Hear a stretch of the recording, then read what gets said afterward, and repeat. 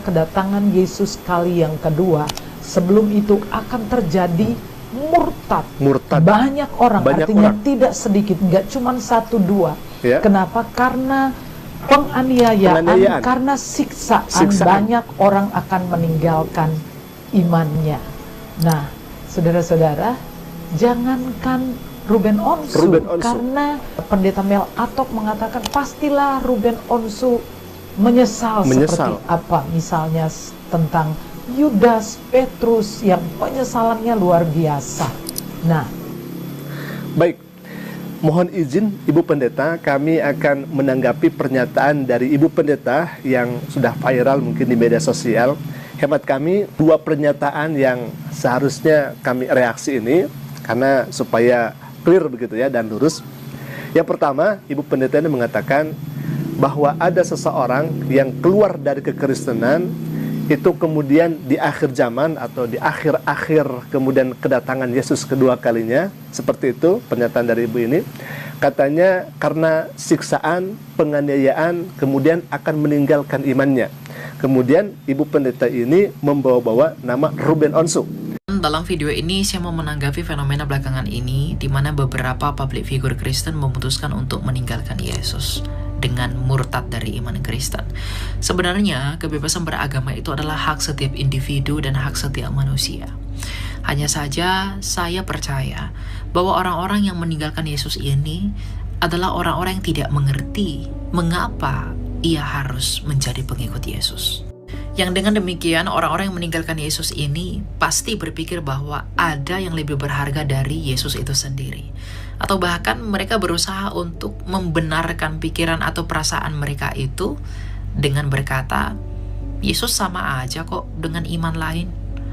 Yesus sama aja kok dengan agama lain. Jadi nggak masalah saya tinggalkan Yesus, yang penting saya tetap beragama. Lalu dengan demikian mereka bisa memperoleh semua keinginan mereka. Mau harta, mau tahta, mau perempuan, mau laki-laki, dan lain sebagainya. Tetapi teman-teman, orang-orang seperti ini adalah orang-orang yang sungguh patut kita kasihani dan kita doakan sebagai orang Kristen. Mengapa demikian? Karena orang-orang yang meninggalkan Yesus ini adalah orang-orang yang tidak mengerti apa makna, apa tujuan, dan apa arti mengikuti Yesus itu. Sehingga mereka dengan mudah meninggalkan Yesus demi tujuan-tujuan mereka yang lain yang mereka pikir lebih berharga daripada Yesus Kristus itu sendiri. Dan saya tahu dan kita semua pasti tahu orang-orang yang meninggalkan Yesus ini punya tujuan mereka sendiri. Dan satu hal yang pasti adalah tujuannya adalah mau bahagia. Tapi mereka lupa apakah kebahagiaan itu. Kebahagiaan itu bukan status benda. Kebahagiaan itu adalah status batin. Oleh karena itu, apapun agama orang, apapun iman orang di bumi ini, ia pasti tidak akan pernah bahagia. Karena selama ia masih berdosa, dosa-dosanya itu akan membuat ia menderita dan tidak akan ada kebahagiaan yang kekal. Maka tak heran orang kaya sekalipun, orang makmur sekalipun, mereka punya trouble, mereka punya masalah, mereka punya penderitaannya masing-masing. Sehingga meninggalkan Yesus itu tidak menjadi solusi untuk kebahagiaan kamu di dunia ini.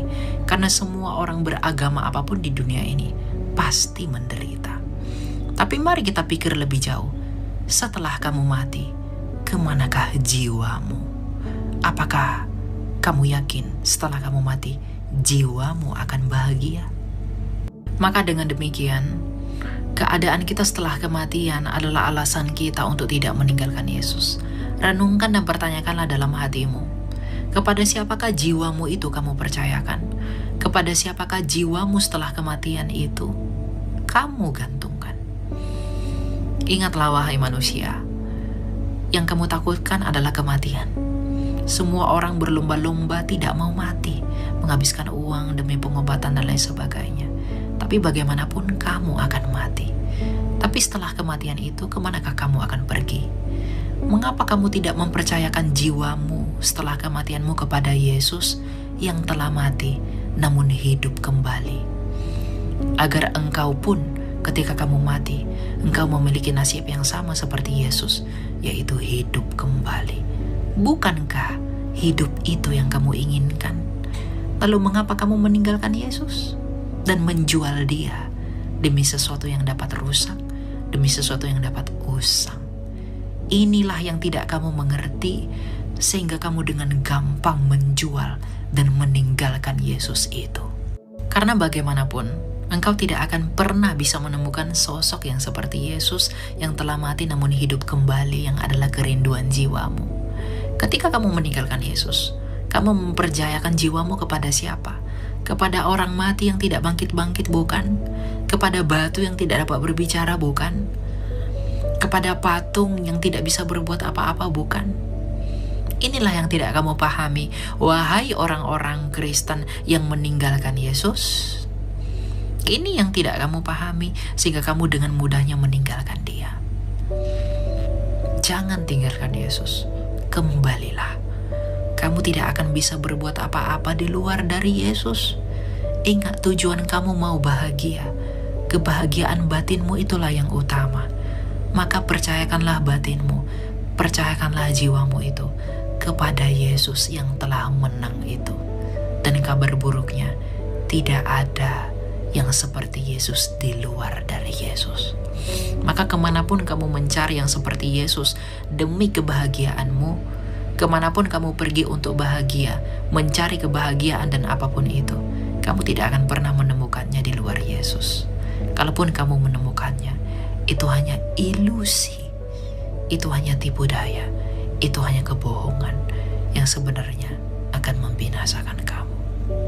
Jadi setialah di dalam Yesus, tetaplah di dalam Yesus, agar kebahagiaan yang kamu dambakan itu kamu peroleh kelak setelah kematianmu. Jangan jual Yesus, jangan tinggalkan Dia demi apapun, karena tidak ada yang lebih berharga dan tidak ada yang seperti Dia. Tuhan menolong kita dan mengasihani kita. Guys, kalian pernah dengar nggak ada seseorang yang dia berusaha untuk merubah image-nya dengan cara dia pindah agama? Karena nama dalam kehidupan sosialnya sudah rusak lah gitu ya, dan orang sudah tidak percaya lagi sama dia.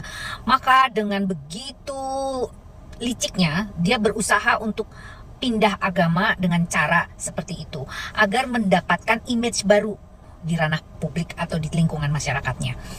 Aduh, kok bisa ya? Tapi kita doakan dengan dia mualaf sekarang, mudah-mudahan dia benar-benar jadi mualaf gitu loh.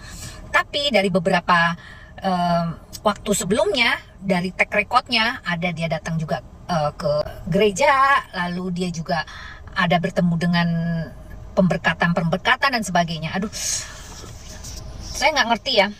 Itu sebetulnya bukan ranah saya untuk mengomentari, tapi secara psikologis ya guys. Banyak sekali orang terjadi seperti itu guys, untuk merubah image. Hal yang paling paten yang bisa dipercaya oleh masyarakat itu adalah agama guys. Jadi itulah orang gitu, dalam segala hal itu pasti disangkut pautkan dengan agama, karena dianggap agama adalah sakral. Gak mungkin orang itu dianggap main-main. Tapi kita belum tentu tahu dong seberapa ikhlas dia masuk.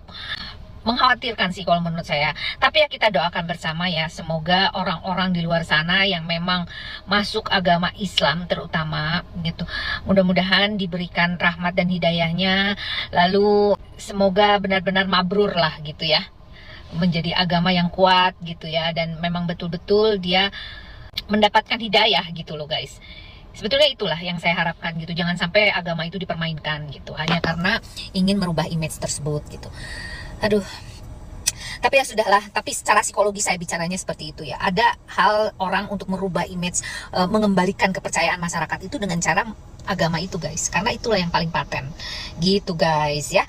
Kita doakan mudah-mudahan itu adalah jalan yang terbaik untuk kehidupan dia selanjutnya. Jangan sampai dia pindah lagi agama setelah mendapatkan kepercayaan masyarakat, atau diam-diam dia masih melakukan kepercayaan sebelumnya. Ada loh yang begitu guys. Oke, jadi ya udahlah, kita berdoa yang terbaik ya guys. Kalian tahu dong siapa orangnya. Saya tidak mau spill karena saya nggak mau menyinggung perasaan orang. Namun ini saya gatel aja gitu harus berkomentar, karena ini adalah bagian dari psikologis masyarakat ya, psikologis massa. Artinya personal orang dalam kehidupan dia bersosialisasi dengan di lingkungannya, seperti itu. Oke guys, salam Pelita Gading. Zaman sekarang orang mudah sekali menukar Tuhan Yesus dengan kesenangan-kesenangan duniawi. Padahal ada satu lagu bilang begini. Jangan tukar Yesus hanya karena harta. Jangan tukar Yesus hanya karena cinta.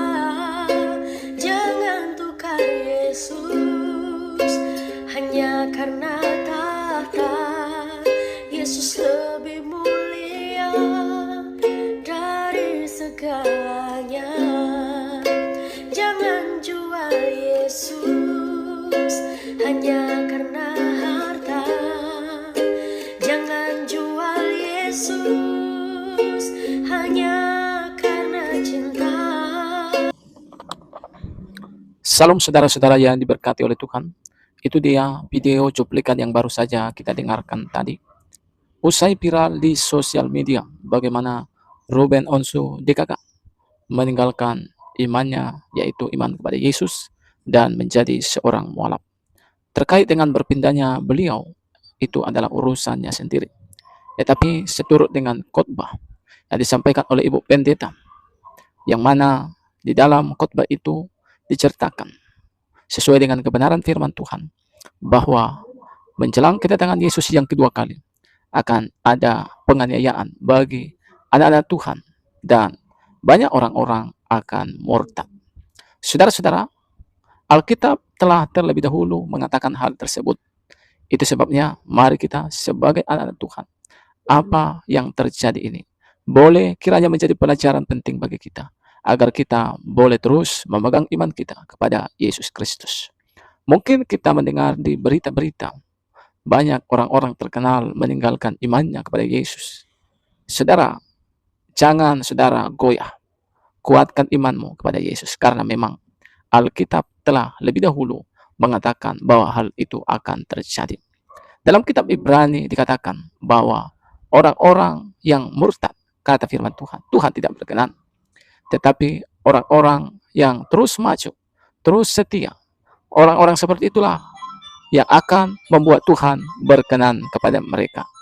Saudara-saudara diberkati oleh Tuhan, mari kita tetap setia mengiring Kristus, sama seperti Kristus yang telah mati untuk kita, untuk menebus manusia dari dosa-dosa mereka, agar setiap orang percaya kepada Yesus tidak binasa, melainkan beroleh hidup yang kekal, seperti yang dikatakan dalam Yohanes 3 ayat 16. Dan bahkan dia hidup, dia bangkit pada hari yang ketiga untuk membenarkan kita di hadapan Allah. Dan setelah itu dia naik ke surga. Saudara, itu sebabnya kalau kita meninggalkan Yesus, itu artinya kita meninggalkan kehidupan yang kekal, kepastian keselamatan yang telah diberikannya kepada kita. Dan kalau kita meninggalkan Yesus, maka yang rugi bukan orang lain, tetapi yang rugi adalah diri kita sendiri. Sebab Yesus menyelamatkan kita bukan dengan emas dan perak, bukan dengan barang yang panah, tetapi dengan darahnya yang mahal. Dia telah menyelamatkan kita. Itu sebabnya, kalaulah kita mengetahui tentang hal ini, jangan biarkan kekayaan dunia ini, jangan biarkan popularitas merampas imanmu, yang mana imanmu kepada Yesus adalah iman yang akan membawa saudara dan saya kepada kehidupan yang kekal. Yesus telah berfirman, aku pergi ke surga untuk menyediakan tempat bagimu, supaya di mana aku berada, kamu pun berada. Siapakah dia? Dia adalah Tuhan yang berkuasa di bumi. Dia adalah Tuhan yang berkuasa di surga. Pastikan ketika Yesus nanti menjemput kita, rumah kita telah ada di surga. Karena kita percaya kepadanya, kita mengerjakan keselamatan kita dengan takut dan gentar di hadapan Allah. Saudara-saudara, kalau kita meninggalkan Yesus, maka kita akan mati dalam dosa kita. Karena Alkitab katakan, manusia telah berbuat dosa dan telah kehilangan kemuliaan Allah. Dan upah dosa adalah maut, kematian kekal di dalam neraka. Bagaimana caranya agar kita lepas dan lolos dari maut ini? Percaya kepada Yesus. Takut dan gentarlah mengerjakan keselamatan di hadapan Tuhan. Kiranya video ini boleh memberkati kita. Shalom, sampai jumpa di video selanjutnya.